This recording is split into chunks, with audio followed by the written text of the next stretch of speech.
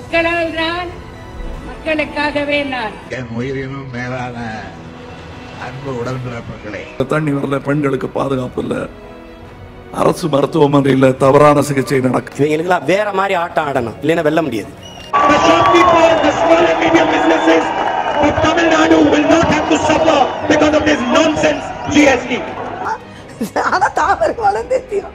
We are working tirelessly to create an India that will make our freedom fighters proud.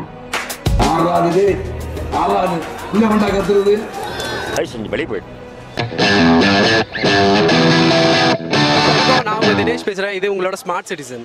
இன்னைக்கு நம்ம எங்க இருக்கோம்னு பார்த்தீங்கன்னா ஹொசூர்ல இருக்கோம். வருகிற ஏப்ரல் 18ஆம் தேதி நாடாளுமன்ற எலெக்ஷன் நடக்க இருக்கிற இந்த தருணத்தில் மத்திய மற்றும் மாநில அரசியல் களங்கள் மிகவும் சூடு பிடிச்சிருக்குன்னே சொல்லலாம். பரபரப்பான இந்த நேரத்தில் 18 தொகுதிகளுக்கான சட்டசபை இடைத்தேர்தலும் நடக்க இருக்கு. ஸோ மாநகராட்சியாக மாறி இருக்கிற நம்ம ஹொசூரில் மக்களோட வாக்கு யாருக்குன்றதை கேட்டு தெரிஞ்சுக்கலாம். ஹலோ, உங்க வாக்கு யாருக்குங்க? டிஎம்கே கூட்டணிக்கு தான். டிஎம்கே நோட்டாக்கு தான். இன்னைக்கு தான் முடிவு பண்ணணும். நோட்டா ஏடிஎம்கே தான் எப்பயுமே. திமுக கூட்டணிக்கு தான். டிஎம்கேக்கு தான். டிஎம்கே தான் போடுவேன். கோட் இல்லை இன்னும். காங்கிரஸ் பிஜேபி மேக்ஸிமம் பண்ணலாம்னு நினைக்கிறேன். காப்பாத்தினா அம்மா நான் ஓட்டு ஊருக்கே போறது இல்ல. உங்க கேப்டன் விஜயகாந்த். பிஜேபி. ஆமா, நீ யாருக்கு ஓட்டு போட்ட? உன் சின்ன தென்னை மரத்துக்கு தானே போட்டிருக்கேன். வெற்றி வாய்ப்பு பிரகாசமா இருக்கு. தினகரன் மாற்று அணி விரும்புறாங்க. ஒரு ஆளுங்களா நீங்க வேற. அவர் பணம் கொடுத்துக்கார ஜெயிச்சிருக்காரு. டோக்கன் கொடுப்பாரு, 20 ரூபா டோக்கன் கொடுப்பாரு, ஜெயிப்பாரு. என்ன அதனால ஜெயிக்கிறாரு. சோழமுத்தா போச்சா காதுக்குள்ள குரும்பி ரிங்குன்னு சுத்துமே. எங்களுக்கு ஏடிஎம்கே தான் எப்பயுமே. அது எப்ப இருந்தாலும் அது ஏடிஎம்கே தான் எங்களுக்கு. எங்களுக்கா காங்கிரஸ் கூட்டணி. பிஜேபிக்கு போட மாட்டான்.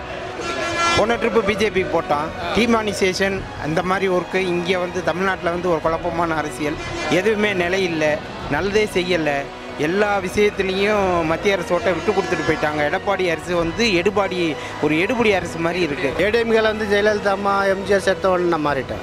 யார் இருந்தாலும் தொகுதியில் நிற்கிறவங்க சரியாக தானே கேட்டு வாங்க முடியும். ஆமாம், போயே பேசாத ஆளுங்க நிறையா பேர் இருக்காங்களே. இது வரைக்கும் அங்கே இப்போ சென்ட்ரல் கவர்மெண்ட்டில் போயிட்டு பார்லிமெண்ட்டில் பேசாத எம்பிங்களுக்கு ஓட்டு போட்டு என்ன செய்யுது? யார் பேசுவாங்க, யாருக்கு ஹிந்தி தெரியும் பார்க்கணும், யார் பேசுவாங்க நமக்கான்னு பார்க்கணும், பார்த்து தான் செலக்ட் பண்ணணும். ஆர்கே நகர்லன்னா ஜெயிச்சிருப்பாரு. இப்போ நின்று ஜெயிச்சு காட்டுட்டோம் தம்மு இருந்தா. விலைவாசியெல்லாம் ஏறி போச்சு. ஜிஎஸ்டி வரி போட்டு வியாபாரமெல்லாம் டவுன் ஆகி போச்சு. மாற்றம் வேண்டும். மாற்றத்துக்காக வேண்டி காங்கிரஸ் கட்சிக்கு ஓட்டு போடுறோம். மக்கள் ரொம்ப அவதிப்படுறாங்க. எது எடுத்தாலும் வரி. சின்ன பொருளுக்கு கூட 7%, 10% வரி போட்டாங்க. அதெல்லாம் எங்கள் தலைமையில தான் விடியுது. மோடி தான். எல்லாரும் மோடி ஒரு பவர்ஃபுல் லீடர். நாட்டுக்கும் ஒரு பவர்ஃபுல் லீடர் அப்படிங்களா? இது 22 கட்சி காங்கிரஸ். ஒரே ஒரு ஆள் தான் விடுங்க. காங்கிரஸ் கிராப் ஆயிடுச்சு இந்தியாவில். அது நாங்கள் ஏதாவது கோரிக்கை வைப்போம், பண்ணுவாங்க நம்பிக்கை இருக்குமா? சும்மா நம்பிக்கை தானே வைக்க முடியும். அவங்க பண்ணிடுவாங்களா? ஆமாம், எடுபடி அரசாக இருக்கிறதுனால கண்டிப்பாக எடப்பாடி வரக்கூடாது. மக்களுக்கு எதுவுமே நல்லது செய்யலை. மக்களுக்கு துரோகம். விவசாயிகளை அழிச்சிட்டாங்க. விவசாயம் இல்லாமல் இன்றைக்கி பாருங்கள், ரோஸ் எல்லாம் இங்கே விளையவே இல்லை. அந்த அளவுக்கு இருக்குது. விவசாயத்தை சுத்தமாக அழிச்சதுனால பிஜேபிக்கோ, பிஜேபி அலையன்ஸ் இருக்கிற அதிமுகவுக்கோ ஓட்டு போட மாட்டாங்க. இப்போ 18 சட்டசபை இடைத்தேர்தல் வருது இல்லைங்களா? அதில் வந்து யார் ஜெயிப்பாங்கன்னு நீங்கள் நினைக்கிறீங்க? திமுக தான் ஜெயிக்கும். எல்லா இடத்துலையும் திமுக தான் ஜெயிக்கும். ஏன்னா காங்கிரஸ் கூட்டணி இருக்குது. எடப்பாடி வந்து ஆட்டோமேட்டிக்காக அதிமுக 2ஆக உடஞ்சிருச்சு. உடஞ்சதுனால அவங்களுக்கு மெஜாரிட்டி இல்லை. சும்மா அவங்கள தூக்கி பிடிச்சிக்கிட்டு நாங்கள் தான் நீ வரப்போகிறோம்னு நினைக்கிறாங்க. கண்டிப்பாக வர முடியாது. கண்டிப்பாக அதிமுக கூட்டணி ஜெயிக்க முடியாது. 18லையும் வந்து திமுக கூட்டணி ஜெயிக்க போது திமுக தான் மறுபடியும் ஆட்சிக்கு வரப்போகுது. இப்போ தினகரன் வந்து ஒரு பெரிய எதிர்ப்பாக இருக்க முடியுமா இந்த இடைத்தேர்தல்? கண்டிப்பாக அவர்னால தான் இந்த அரசியல் சூழ்நிலையே வருது. தினகரன் தான் நீ அடுத்து இந்த எடப்பாடி குரூப் எல்லாம் ஓபிஎஸ்ஸை தவிர பாக்கி ஆள் பூரா இந்த எலெக்ஷனுக்கு அப்புறம் தினகரன் பக்கம் போகிறதுக்கு நிறைய வாய்ப்புகள் இருக்குது. தினகரன் தான் அதிமுகவை கைப்பற்றுவாருங்கிற ஒரு கணிப்பு இருக்குது. ஆமாம், நிச்சயமாக எடப்பாடி மூஞ்சிக்கோ ஓபிஎஸ் மூஞ்சிக்கோ யாரும் அதிமுகக்காரங்க அவங்க பின்னாடி போக மாட்டாங்க. தினகரன் தான் அடுத்து கட்சியை எடுத்து நடத்துவார் அப்படிங்கிற ஒரு நம்பிக்கை இருக்குது. ஓட்டு யாருக்கு? ஓட்டா அம்மாளுக்கு. யாருக்கு? அம்மாளுக்கு. ரெட்டை இலைக்கு தான் சொல்றீங்களா? யார் நிக்கிற ரெட்டை இலையில வந்து யார் நிக்கிறா? யாருக்காக யாருன்னே தெரியாது உங்களுக்கு? யாருன்னே தெரியலனாலும் ஓட் பண்றீங்க. ஆமாங்களா? ஆமா. எப்பயுமே ரெட்டை இலை தான். ஆமா.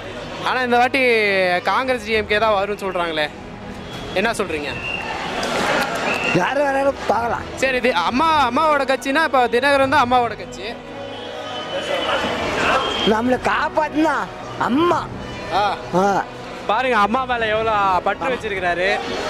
வண்டிக்கு சோறு போட்டு அந்த அம்மா இருந்த வரைக்கும் அம்மாவோட கட்சி அது. இப்போ அம்மா இல்லை, அம்மாவுக்கு தான் சுவாமி அங்கே போடுது. இதுவரையிலும் ஆட்சி வந்து ஒழுங்காக நடக்கலை. ஏடிஎம்கே ஆட்சி வந்து காவேரி திட்டம் வந்து நான் பாலக்கோடு சேர்ந்தவன். அங்கே வந்து இங்கே ஆவலப்பாடி டேம்லேருந்து தண்ணி வந்து அங்கே வந்து சேர்ந்தால் பாலக்கோடு நதி நீட்டு நல்லா இருக்கும், மில்லு சுகர் மில்லு நல்லா ஓடும். ஆனால் இதுவரையிலும் வந்து சேர்ந்ததில்லை. ஆனால் இருந்தாலும் இவங்க எதுவுமே பண்ணலை. அடுத்த ஆட்சி வந்தால் நல்லா இருக்கும் அப்படின்னு ஒரு கெஸ்ஸு. அப்போ உங்கள் ஓட்டு வந்து டிஎம்கேக்கு தான்.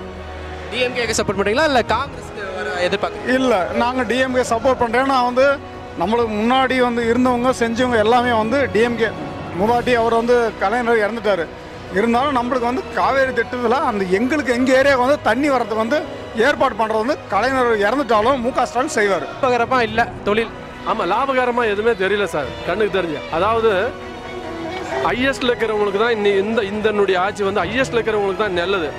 நடுத்தர மக்கள் எல்லாம் வந்து ரொம்ப பாதிக்கப்பட்டுக்கிறாங்க. நடுத்தர மக்கள் வந்து ரொம்ப ரொம்ப பாதிக்கப்படுறாங்க. ஸோ காங்கிரஸ் டிஎம்கே வந்தால் ஏதாச்சும் ஓரளவுக்கு சரியாக. காங்கிரஸ் டிஎம்கேன்றது வேற, காங்கிரஸ் டிஎம்கேன்றது வேற. இருந்தாலும் சரி, இவங்க இந்த மாதிரி பண்ணாங்க, அவங்க வந்தால் ஓரளவுக்கு நல்லது செய்வாங்களா, மக்களுடைய இது வந்து நல்லது செய்வாங்களா அப்படின்னு தான் எதிர்பார்க்குறோம். சரிங்க சார், இப்போ 18 தொகுதிகளுக்கு இடைத்தேர்தல் வருது இல்லைங்களா? 18ஆம் தேதி அதே நாடாளுமன்ற எலெக்ஷன் நடக்கிறப்பே வருது. ஸோ அதில் வந்து யார் ஜெயிப்பாங்க அப்படின்னு நினைக்கிறீங்க சார்? அதில் வந்து இது வந்து குத்துமதிப்பாக வந்து யார் ஜெயிப்பாங்கன்றது ஒரு சில, அதாவது 18 இதில் வந்து 1-2 தான் வந்து ஆளுங்கட்சி ஜெயிக்கக்கூடிய வாய்ப்பு. மற்றது வந்து திமுகவுக்கு ஜெயிக்கிறதுக்கு நிறைய 100% வாய்ப்பு சார். தினகரன் காம்படிஷனாக இருக்க வாய்ப்பு. தினகரன் காம்படிஷன் வந்து அந்த அளவுக்கு வந்து சொல்ல முடியாது சார். இந்த தேர்தலில் வந்து அந்த அளவுக்கு சொல்ல முடியாது. எல்லா வகையிலையும் வந்து தமிழ்நாட்டை வந்து வஞ்சிக்கிறான் பிஜேபி. ஓகே, ஸ்கூலில் பசங்க போய் படிக்கணுன்னாக்கா, டாக்டர் ஆகணுன்னாக்கா அதுக்கு முட்டுக்கட்டை, எல்லா வகையிலும் முட்டுக்கட்டை தான். இல்லை, இப்போ கேஸ் மானியம் பெட்ரோலுக்கெல்லாம் விலை குறைச்சிருக்காங்களே. இப்போ என்ன குறைஞ்சி போச்சு? ஒன்றும் குறையில, குறைச்சிட்டுன்னு சொல்கிறாங்க தவிர ஒன்றும் குறையவும் இல்லை, ஒன்றும் இல்லை. அதெல்லாம் சும்மா அப்படிங்களா? ஆமாம். இப்போ டிமானிட்டைசேஷன் 2000 நோட்டு விட்டாங்க இல்லைங்களா? அதனால் மக்கள் வந்து பலன் அடிச்சிருக்காங்க அப்படின்னு சொல்கிறாங்க. ஒன்றுமே கிடையாது, வாங்கினாக்க மாற்றி ஓட்டு போடுவாங்க. அப்படிங்களா? ஆமாம், கண்டிப்பாக. சரிங்க சரிங்க. இப்போ 18 சட்டசபைக்கு வந்து இடைத்தேர்தல் வருது. அதில் வந்து யார் வந்து ஜெயிப்பாங்க? டிஎம்கேக்கா ஏடிஎம்கே? டிஎம்கே தான் ஜெயிக்கும். தினகரன் ஒரு தடையாக இருக்குங்களா? அதெல்லாம் ஒன்றும் இல்லை இல்லைங்களா? அவங்க ஓட்டுலேயே பிரிச்சுக்கிறாங்க. அப்படிங்களா? ஆமாம்.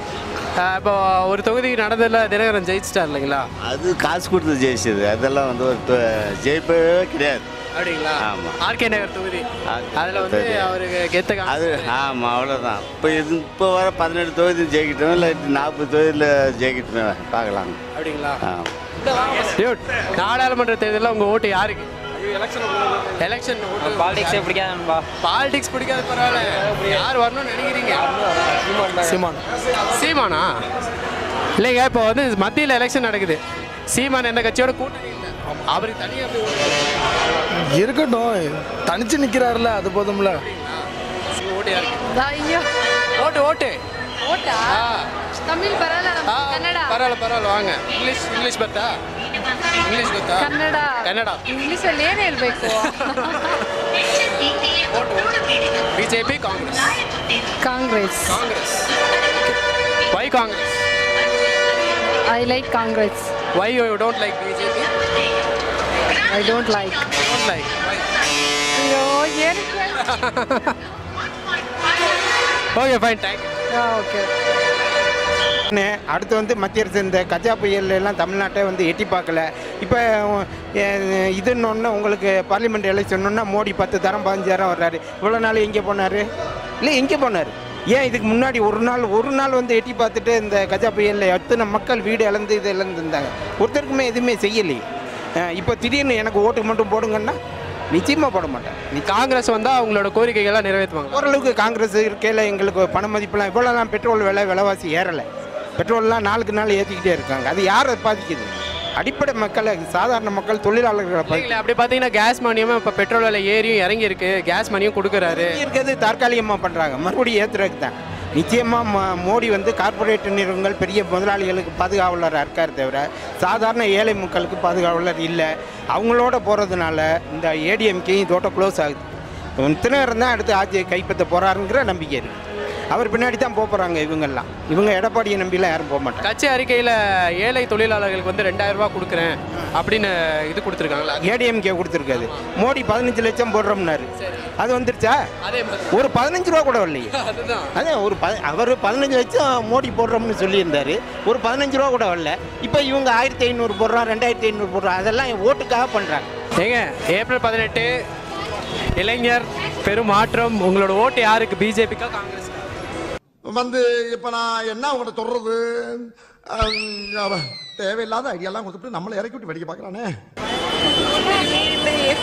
ஓட்டு உரிமையே இல்லையாம்மா, ஓட்டு உரிமையே இல்லை. சரி, யாருக்கு சப்போர்ட் பண்ணி ஓட்டு வந்துச்சுன்னா? யாருக்கும் சப்போர்ட் பண்ண மாட்டேன். யாருக்கு பண்ண மாட்டீங்களா? அப்போ நோட்டா சரி, ஓகே. ஏடிஎம்காவா டிஎம்கே அது எனக்கு தெரியாது. அம்மாவுக்கு தான் அவன் போட்டு. சூப்பர் சூப்பர்ண்ணே. புரியல. சூப்பர். புரியல. ஆமா, அதெல்லாம் சொல்லிட்டாங்க. அவங்க தான் உயிர் நம்ம இல்லைங்க. ஏங்க என்னங்க அப்படி பேசுறீங்க நீங்க?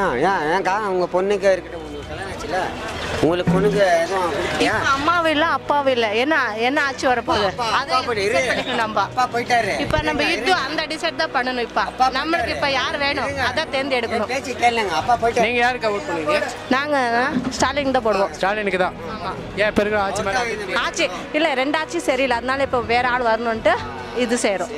சரிங்க, ரொம்ப நன்றி. இல்லை அவரே வரட்டும், அதில் ஒன்றும் தப்பு கிடையாது. நன்றிங்க. சொல்லிட்டு கேளுங்க, அவரே வரட்டும், ஒன்றும் தப்பு கிடையாது. ஸ்டாலின் வரட்டு 2 பேருக்கு சான்ஸ் விட்டாச்சு. புது ஆள் வரட்டு. புது ஆள் நிறைய பேர் இருக்காங்களே. சீமானு இல்லையா, அறிவிருக்கேன் இல்லையா, அறிவிருக்கு. மக்களுக்கு நல்லது பண்றவங்க வேணும். அவங்க அப்பா மக்களுக்கு நல்லது பண்றவங்க வேணும். ஃபர்ஸ்ட் ஆளுங்க நிறைய இருக்கட்டும். ஆனா மக்கள் அம்மா பண்றாங்களா அது இல்ல. அதெல்லாம் கிடையாது. 5 வருஷமே அவர் ட்ரைனிங் எடுத்துட்டாரு. 10 வருஷம் ஆச்சு வரது. இனிமே அவர் தான் வரணும். நல்லது பண்ணணும், மக்களுக்கு நல்லது பண்ணணும். நன்றி நன்றி நன்றி நன்றி நன்றி நன்றி நன்றி. எந்த கட்சி ஆட்சிக்கு வந்தாலும் இளைய சமுதாயத்தின் கோரிக்கை ஒன்றே ஒன்று தான். என்ன மாதிரியே நம்ம நாடு நொண்டியா இருக்கு, எந்திரிச்சு நடக்கவே தலைவா. நம்பிக்கை தானே வைக்க முடியும், அவங்க பண்ணிடுவாங்களா? எனக்கு நம்பிக்கை இல்லை.